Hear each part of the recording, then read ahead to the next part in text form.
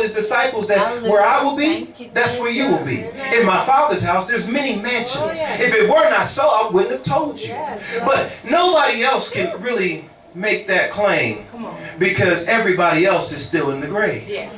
See, how can they tell you where they're going if they ain't went nowhere? How can you trust the teaching of Buddha when Buddha's in the ground? How can you trust the teachings of Muhammad when Muhammad is in the ground? But Jesus said, I can back up everything that I have said because I can get up. The Father has given me the power to have life within me so I can lay it down and I can pick it up.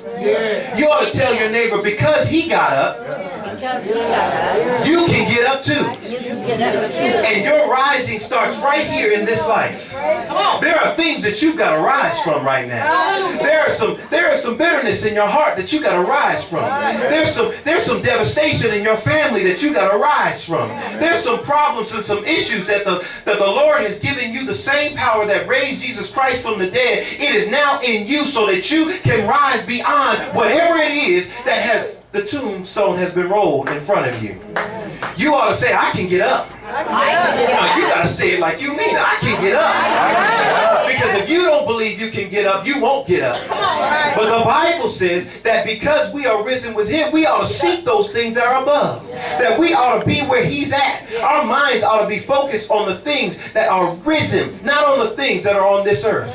He said, put off from you all sexual immorality, all hatred, all crookedness, all wrath, and all. You can rise above these things. Those are grave clothes, and the Bible declares that you are to take those off. Somebody ought to shake off your grave clothes and rise because Jesus rose for you. See, you got to understand that this life that we live in is the valley of decision. This earth, this is the valley of decision. Before you, every day of your life is life and death, good and evil. And the Bible desperately calls for you to choose life. Don't choose death.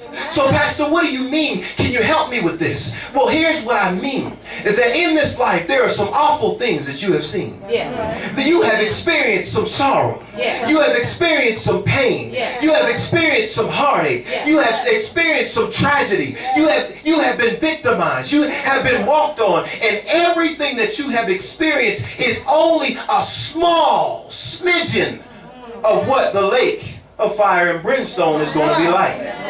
But on the flip side, all of the joy, all of the peace, all of the love and the kindness that you have felt amongst your family members, and all of the good things that you have done for people, and all of the great experiences that we've experienced in this life, the sunrise and the grass and the flowers blooming, all of the beauty is only a smidgen of what heaven is like. And see, in this life, you get to see both of those things because you've got to make the choice. And life is mapped out for you to have an opportunity to choose pain or to choose pleasure. You can choose problems or you can choose peace. You can choose victory or you can be the victim. It's all up to you. Christ has made it so that it is up to you. It's your choice today.